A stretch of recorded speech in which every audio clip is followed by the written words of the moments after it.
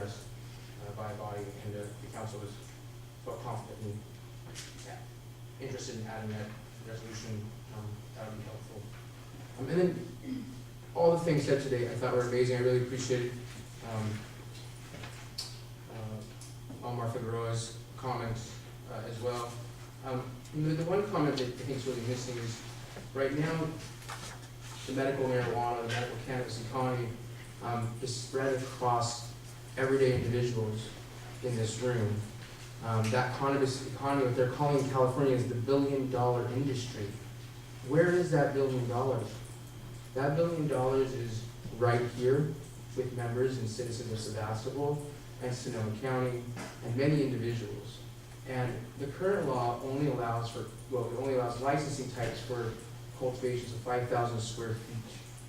The hurdle to get that license, the regulatory compliance to get that license, will be large and significant. And in many ways, this state law removes this economy from our local farmers and the 99% and moves this economy and this revenue to companies like Monsanto's and the 1%. And what this resolution is specifically doing is working to avoid that process that we see. So I want to check with our city manager, city attorney. Is it possible tonight to add substantive paragraphs like that? Oh, yes. Oh, yes, okay.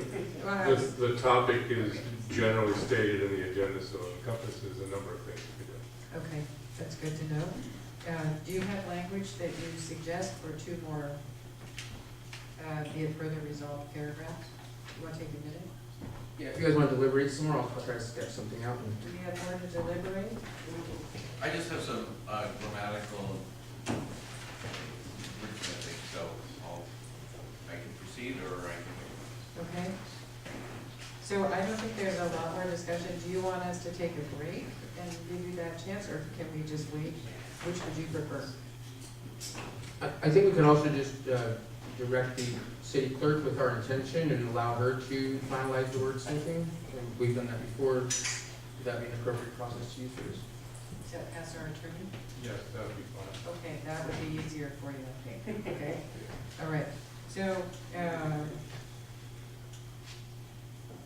do you want to give all of us the sense of those paragraphs? The first one was about the registry in good standing. So, it would be something to the effect of allow compliant farmer cultivators to register as good standing with the county and or city of choice, allowing them to show compliance by the January 1st, 2016 deadline, in creating something similar to what the Humboldt County Supervisors Cannabis Cultivation Registry of Good Standing process. That's why I You're had gonna it fix right. that. That's all right, Ash. No. All right. I think there are a couple of words in English language you didn't use. Great. And then the second one was to compel the Board of Supervisors to perform an economic study. You got that one corrected, okay? So, would you like to make a motion? Councilmember Jacob? I'd like to move that the council approve the resolution in support of Sonoma County action on cannabis policy. Thank you. Is there a second? With amendments as stated to the clerk. Great. Is there a second on that? I'll second it. Any further discussion? Then all those in favor, please say aye. Aye. Opposed? Abstentions? That will carry on a 4-0 vote. Thank you. Thank you. And I think it's a good time now to take a break.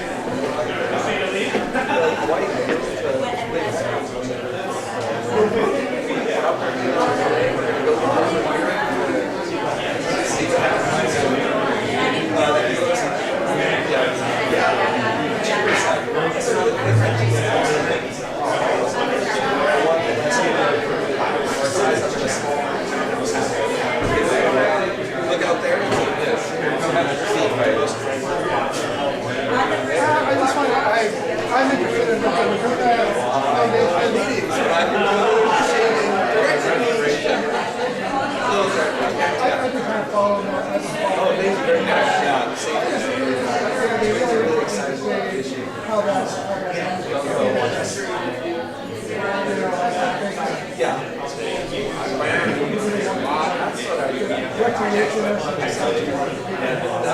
it alone. Do myself a year excuse. Yeah. I come back. I think we always say that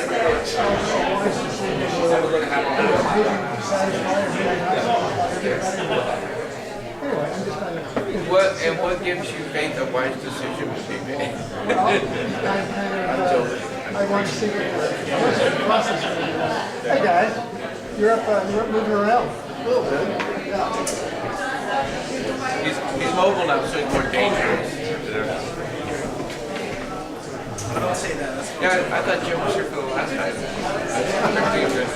It's like, Jim, get say something. What's up? I just wanted to come see you. Now that you're the local rock star, I wanted to see you. I wanted to see you in acting.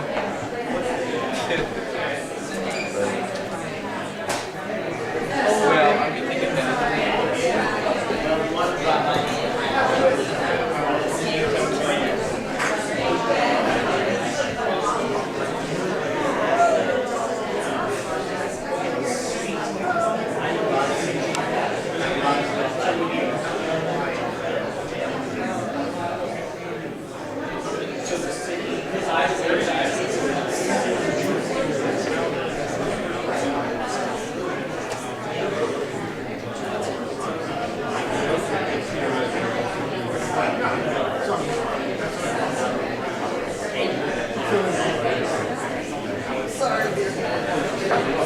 Oh, I saw you standing for a long time.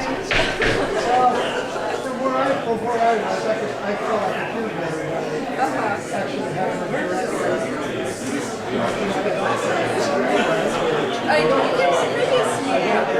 Thank you for being here. It'll be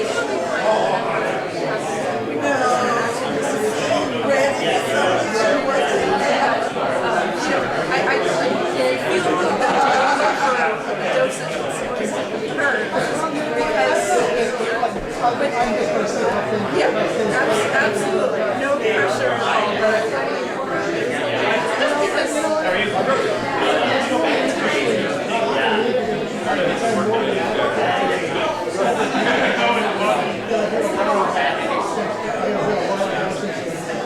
I really recognize that you keep pristine and whatever advances have been made, hold on to those. But I think in order for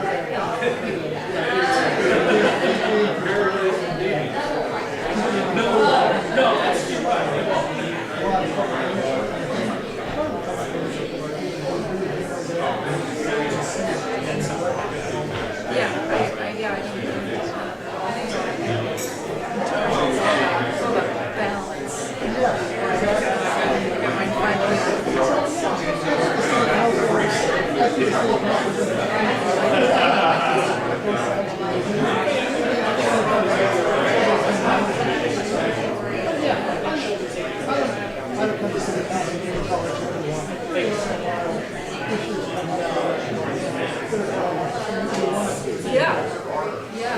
If only we'd been agendized earlier. That was actually sitting for You always learn something. Well, when they asked for how many people wanted to address it, when it all was in, like, the presidential. But as I was listening,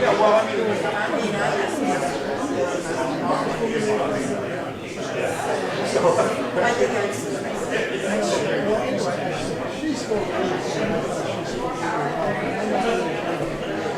I know that that was helping. There are a lot of regulations.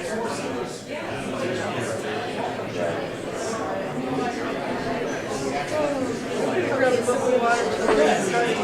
But I appreciate it.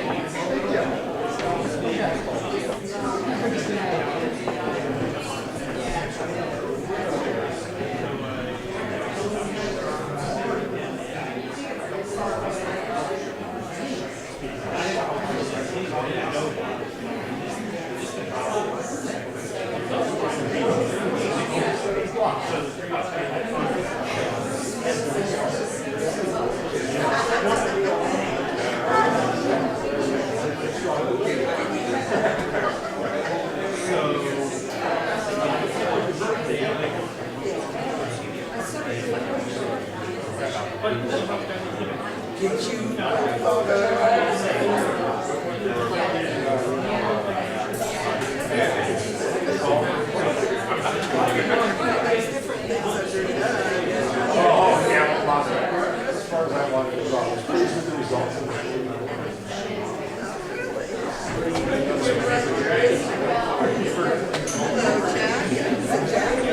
I appreciate your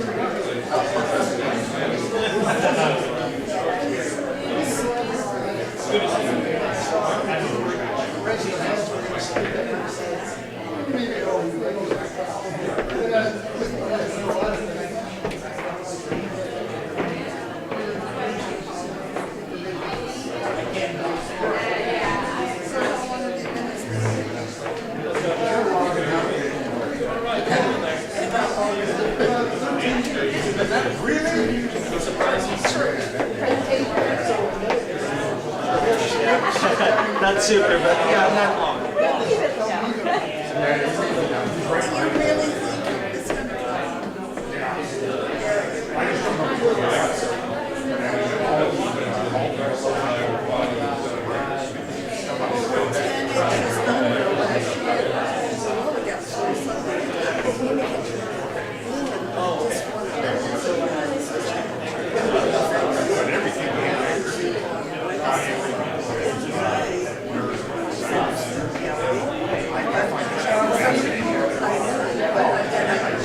They start talking about it, I go, yeah, oh, it is, yeah.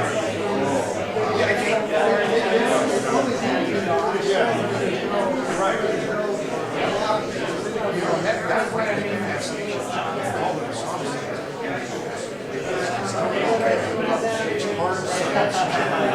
It's hard to say. It's dead ass hard to solve conclusion. Because there's no more incident. You know?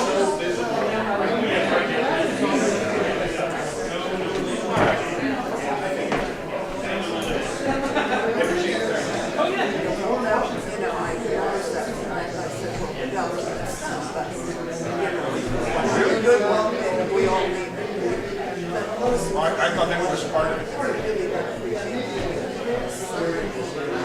The other thing is that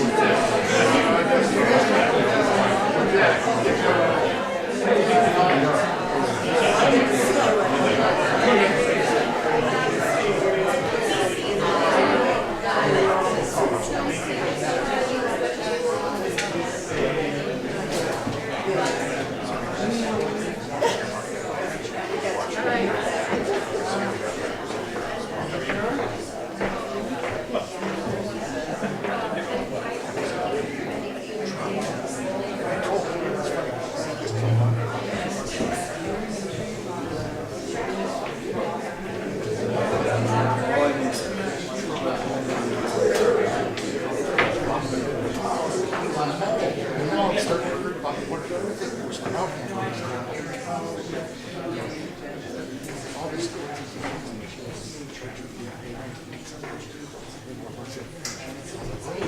right, everybody, let's reconvene here at 8:10 and move on to our next item. Okay, we've made it to number 6. Hey.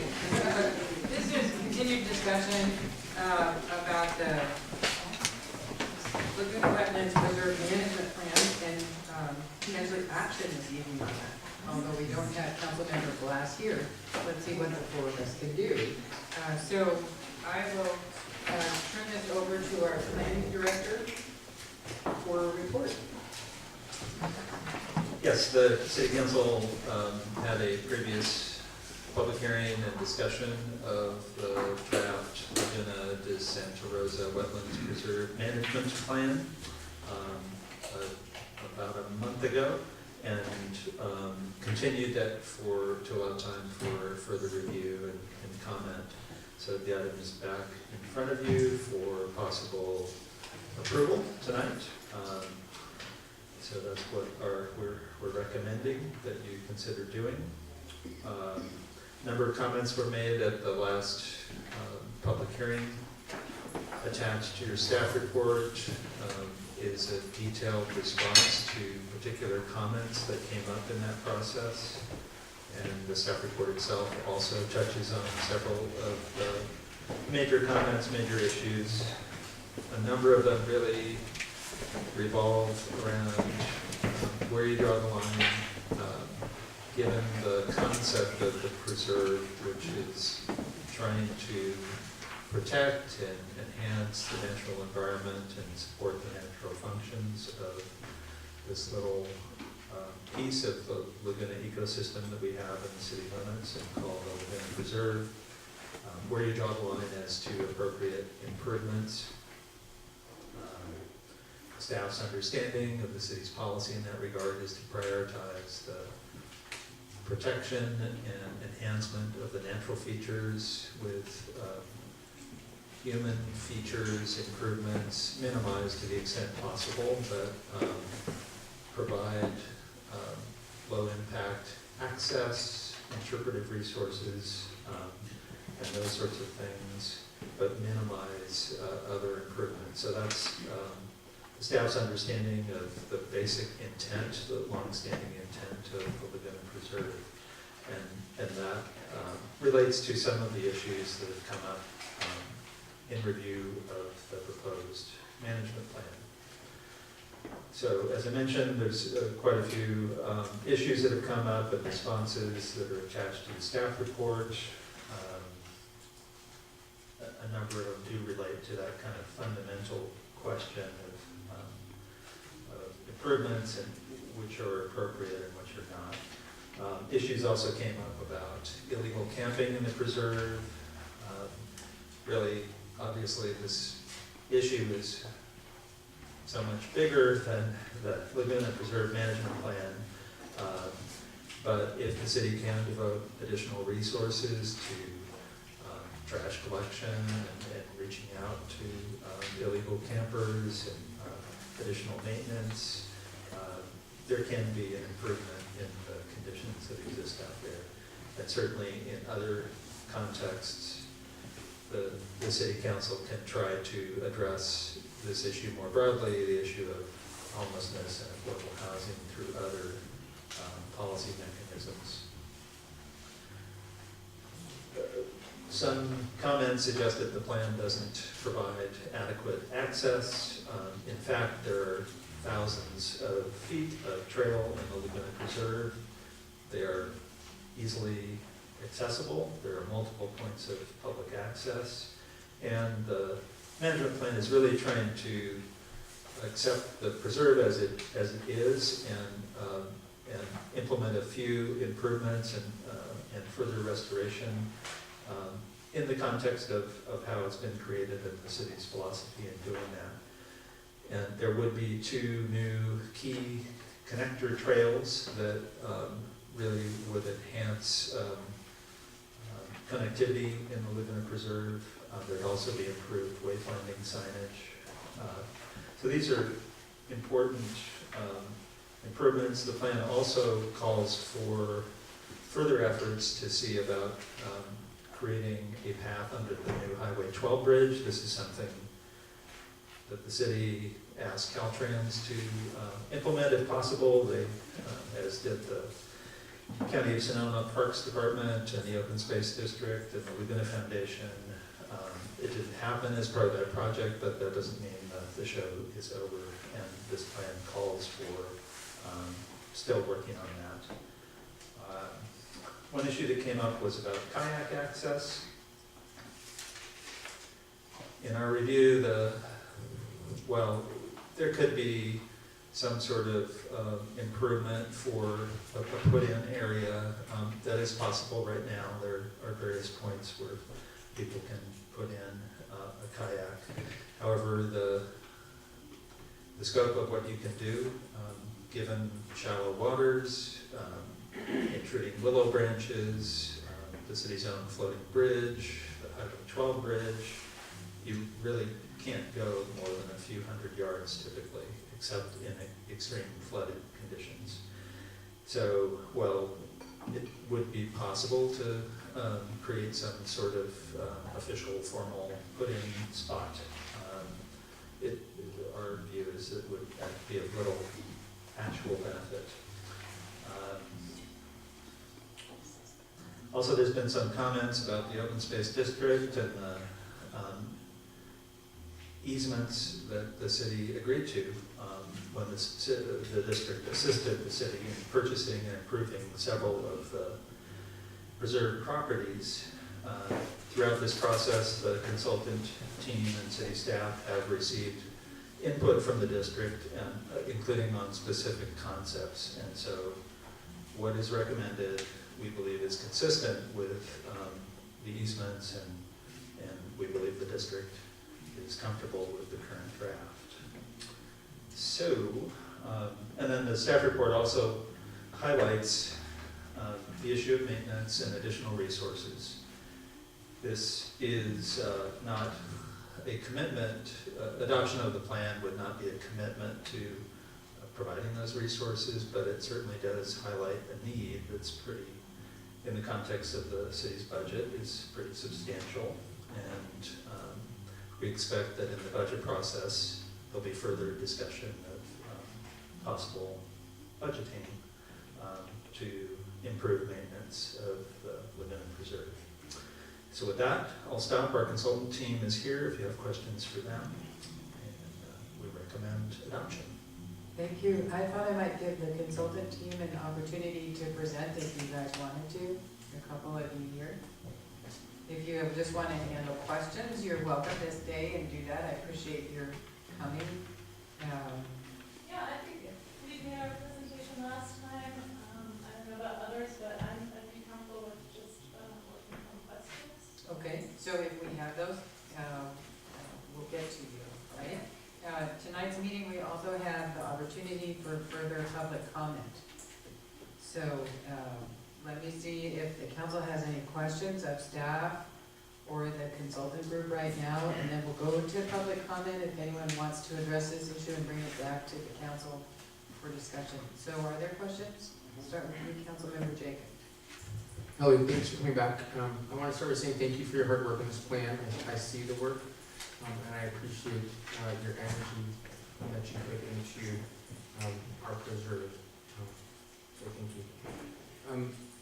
I had in doing some research and looking at this issue, I'm wondering about the necessity of the Army Corps of Engineers or the Department of Fish and Wildlife weighing in on the waterway access of Calder Creek reaching into the Laguna.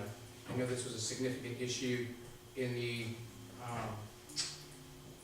Laguna Vista development, and I'm wondering if there's been any consultation with either of those departments or entities around this preserve plan. So we have, did meet with the water, representatives of the water. Jim, if I can, if we could have you come up, it'd be much easier to hear you and see you. Okay? And if the group of you wants to come to the mic, you're welcome to do that too. Yeah, thanks. Okay, This one's for you. yes, we have conferred with representatives from the water board, and not with the Army Corps of Engineers. That, I'm not sure exactly what piece of the plan you were talking about, but we did just a general discussion and walk through the preserve with representatives from the Water Board as well as Fish and Wildlife, and told them the kinds of things, this was early on in the process, the kinds of things that we imagined addressing in the plan, and made sure we incorporated their recommendations And in our plan. alterations of the configuration of the creek, I believe, would require permitting, so that is a whole process in and of itself. So that if the plan called for some kind of reconfiguration of the creek bed, then I believe that there'd be probably multiple agencies that need to work with and obtain permits from.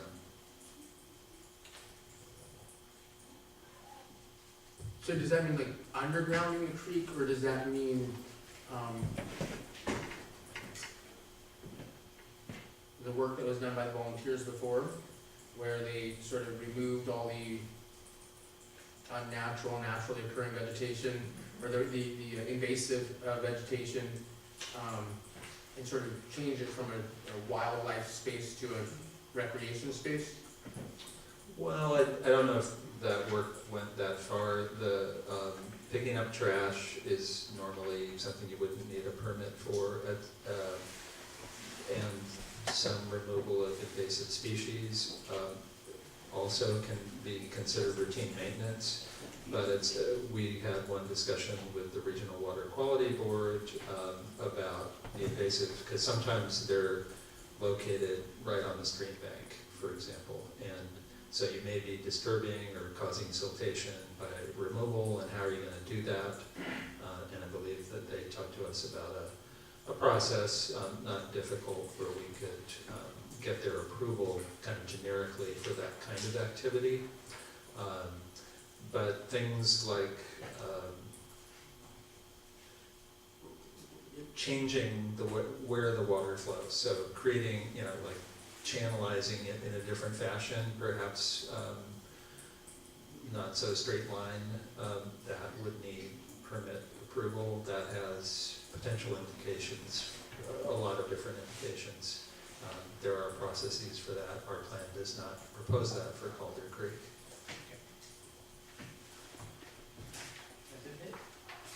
Any other questions of staff or the consultant? Not at this time. I Might have more, yeah, go ahead. In the staff report,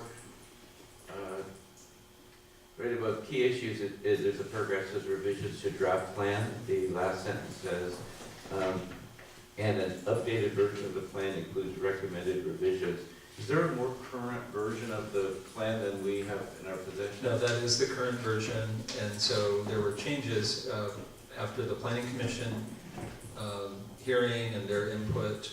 A new draft was created, and so that is the draft that you have. Okay, so what we have is the most current. Yes. Okay. Yeah, mine is dated October 23rd. Is that what you had? I don't This have year? mine with me this Okay. evening. Yeah, Yes. Seems like it's the most October current. 23rd. Okay, that's right. Okay. Okay.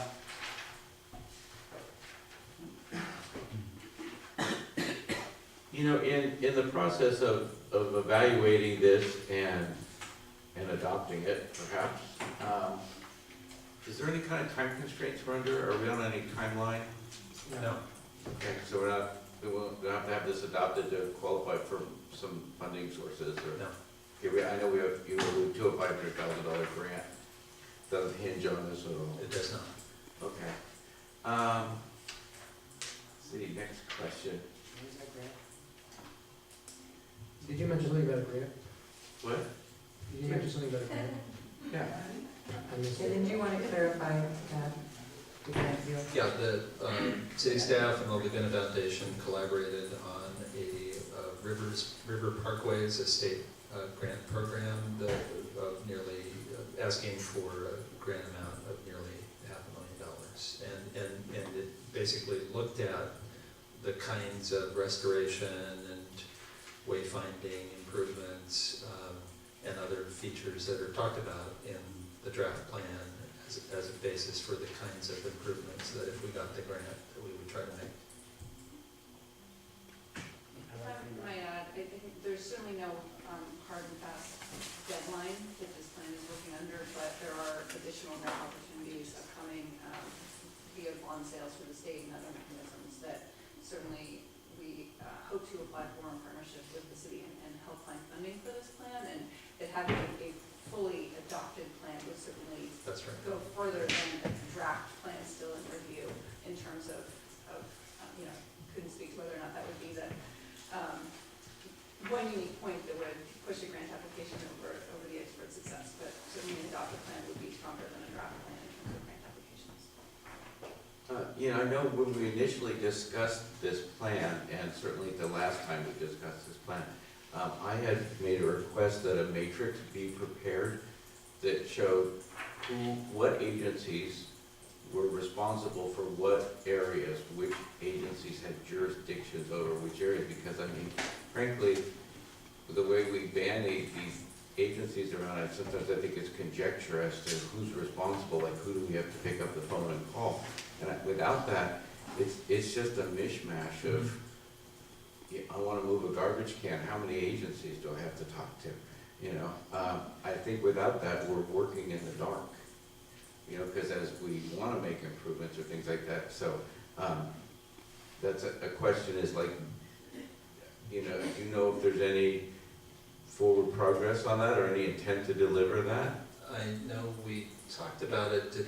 I don't think we've produced it at this point, but I don't think it's something that a lot of plans of this type often contain that kind of information. So I don't believe it'd be that difficult to add it to the plan to say, all right, for this kind of thing, you need a stream bed alteration permit, or you need to go to the Army Corps or the Regional Water Quality Control Board. So creating that kind of matrix, I think, is something we could do. Yeah, I just wanted to add, we didn't create that matrix specifically, but all of that information is contained in the plan. And there's a regulatory section of the plan that explains those needs, at least in general. It doesn't go through each recommendation of the plan and say, which regulatory agencies would be required to consult with. But it gives general background about this kind of activity and that kind of activity and which agencies would be involved. Okay. So I think it provides the information you're asking for, it's just in text form, not in a table form. Right, I was just thinking in terms of, a geographic area like the railroad forest, the following agencies are players in that area. Tomodachi Park, the following agencies are players in that area. So for instance, in the future, if we wanted to do something, we would know the appropriate measures to take. And I understand what you're saying, and I agree, but it would just be a good quick reference. So you're asking for a table by location or by activity or both? Well, you just said by location, which I think is probably easier. Yeah, I Because think the activities are location, in. because, you can't account for everything Right. people would want to do in the future, but by physical area, I think would probably be the easiest and most quick to produce, and then be taken on a case-by-case basis in the future, as far as any work to be done in those areas, or any changes to be made to those areas. That's all, right? It's Okay, just yeah, for I just, people like me that can't keep track of all the players. right, I guess, for the most part, and correct me if I'm wrong, but for the most part, the agencies that are involved don't really vary by which property we're talking about. The only exception to that is the open space district, which has conservation easements over 3 of the 5 parcels, which we clearly identify in the plan. Other than that, it really is, someone else can speak up if you think differently. It does have a lot to do with the activity you're talking about, or if you're basically in a waterway or a wetland. Okay, well, the most logical format, I guess, is Okay. the request I would make. Because in terms of, just as an example, in terms of water, like, are we talking to the Department of Fish and Game, or are we talking to the Water Quality Board, or both? Yes, both as I mentioned, yes. Yeah, okay, so, anyway, for purposes of my background and historical background, what was the motivating factor or factors backdoors for the city to acquire these properties initially? Well, for mostly waste disposal, actually. One of the properties was the city dump. And you know, that, I assume that's why the city obtained it. The largest property, Meadowlark Field, was purchased for agricultural waste disposal, apple processing, other fruit processing to dispose of the kind of liquidy waste that resulted from making applesauce or apple juice and so on. The railroad forest, I think, was acquired as part of the idea of preserving the laguna, so that's different. It wasn't acquired for waste disposal. That was a much more recent acquisition, 20, 25 years ago, I believe. And one of the early projects first funded by the Open Space District.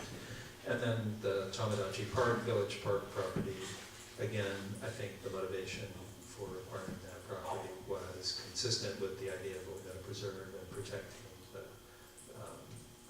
and trying to restore the natural environment. So, but the majority of properties were actually historically used for waste disposal.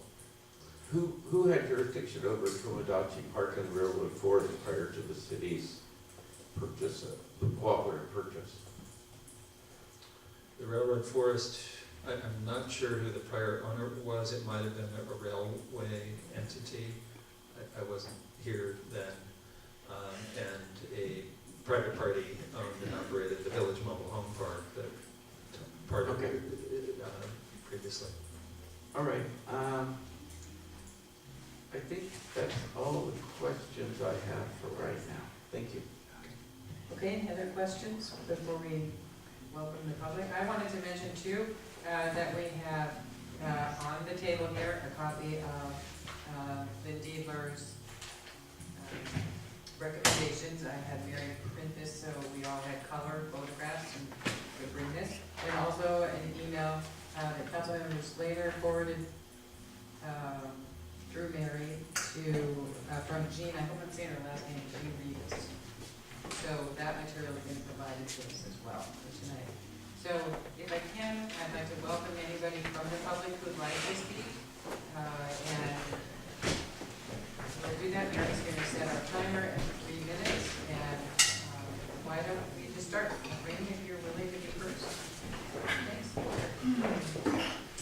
Hi, I'm Rainey Sugg. I live at 821 Robinson Road, which is actually a little section of Robinson Road that is in the city limits.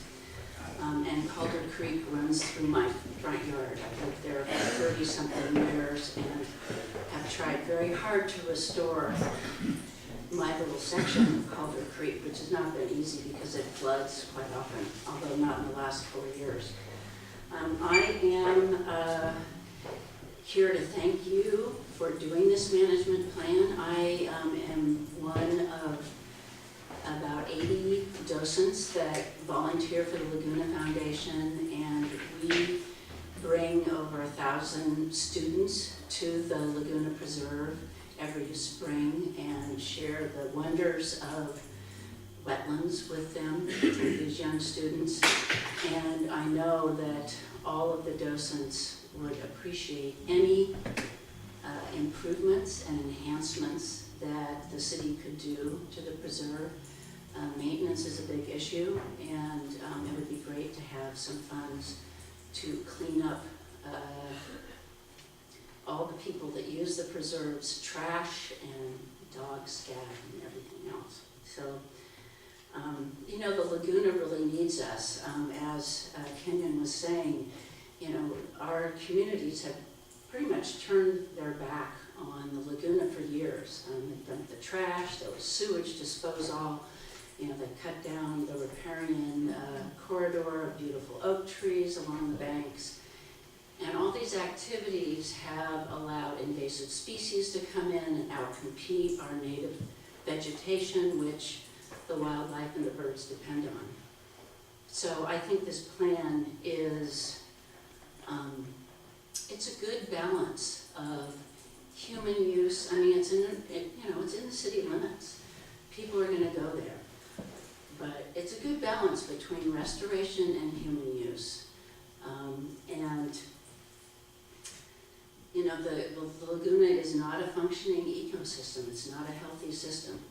And we can't ignore that. And as you were mentioning, all these agencies are involved in working with the Laguna Foundation to improve the ecosystem services that the Laguna provides all of us. And I'm just glad that the council has pursued doing this management plan and that there's possibilities for improvement and that you've joined this group of great agencies and nonprofits that are working to make our watershed better functioning. So thank you for everything you've done. Thank you. Good timing, right? Hi, Jeffrey. Hi, Jeffrey Skinner, Stroud Street. Council, thank you again for pursuing this plan. We have a treasure in our piece of the Greater Laguna watershed, and this piece is part of what makes Sebastopol a special place. We have the privilege of stewarding the preserve and the opportunity to lead other communities in the county for caring for our waterways and wildlands.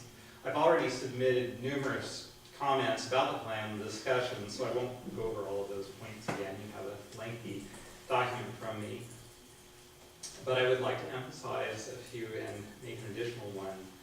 I feel that much of the focus of this discussion has been narrowly driven by a single individual to the exclusion of many other important aspects, including the ponds just north of here, interpretive opportunities, further restoration elsewhere in the preserve, Meadowlark Field. The topic of public access has really overshadowed these other aspects, and though no one has really openly acknowledged this, I feel that it's almost been exclusively a discussion about railroad forest, and the preserve is much larger than that. The plan, as it stands, would restrict access to any part of the preserve, including railroad forest. And even if there are currently some physical barriers, many of those will be reduced or eliminated as the plan is implemented. But that access should not mean further fragmenting of the small pieces of good habitat that we still have with numerous new trails, and turning the wild areas into something that's much more like a city park. That's not why this preserve exists. That's not why the city acquired the pieces. I've observed wildlife like gray fox, bobcat, and other species that need cover and separation from people and pets. I value those encounters that I've had with them and want future visitors to experience similar surprises. Without the city actively stewarding our small pieces of good habitat, we will lose them and their inhabitants. I've talked to numerous people who value these wild places and want them to remain free of new formal trails and development.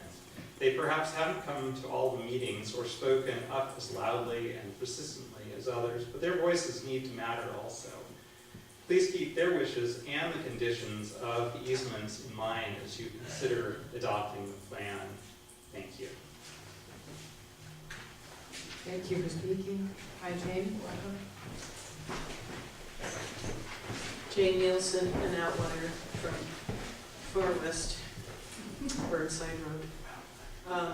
I'm one of those people who showed up early on but didn't show up too much. Well, a little bit in the middle, but not too much more recently. But I'm definitely one of those people who wants to speak for reducing any fragmentation that's possible to reduce from now, not increasing it with more paths and more trails and more subdivided areas. Fragmentation is one of the worst threats to functioning ecosystems, and especially forested ones. We do want people to use it, however. I'm reminded always on that score of that fantastic book by Elliot Porter called The Place No One Knew, which talked about how Glen Canyon was allowed to be flooded by the Glen Canyon Dam because people did not know it. Not many people went there. So we need people to go there. We need people to have wonderful experiences, seeing wildlife and what real ecosystems look like when they're able to be seen more obviously. But certainly we want to keep it as much together as we possibly can. Thanks. Thank you.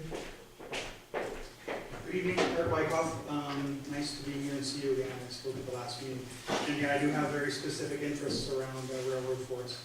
Just to be clear on that, I think it's a significant problem with the plan. The area that we're looking at is probably the most heavily traveled area of all aspects around. We have people coming from out of town, from Santa Rosa, routinely coming through this area and bringing their money and their dollars. We're talking about the economy earlier. We want this to be an attractive place, not something that's a visual impediment to seeing what's actually there.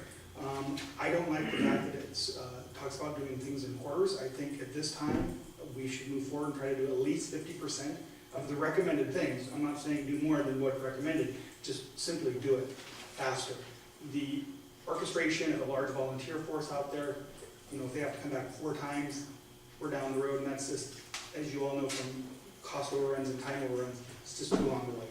It's just too long to wait. Something else I'm really concerned about is we're really setting a precedent that may stand for about 20 years as far as our interactions with the forest. And I think just about everybody in this room, the forest and the greater preserve is in agreement with what's going on. The blackberries, to hone in on those, they're invasive. They're actually blocking the road. Correct me if I'm wrong, of the native species. We can't probably even do an inventory of what's down in that area with the blackberries covering everything. So some kind of a judicious use of a program like, or a product like Garland 5, I think should definitely not be ruled out by the document. I think that'd be a big mistake. That's just my little bit, and in tune with not keeping till the end, I'll stop now. Go home. Hi, Nancy Kravlich, 7600 Leland Street. I can take care of those blackberries. Me and my little goats. Don't believe me? Take a walk down Leland, because not 2 years ago they would scrape your car as you drove down the street, and now you can't see them. I would love to. I've actually been communicating with Laguna Foundation, because I'm very excited about the grazing management potential. I think that it plays into our cheetah slow principles. With that said, I've read through the plan, and there's one thing that really caught my attention. And it's ironic that I spent all day today on my creek. And I say my creek because there's a sign in front of my house I would like to have removed, because I was the one out there doing all the work today, nobody else. But because of the work I've done with the yellow flag iris, and I even worked with Global Student Embassy.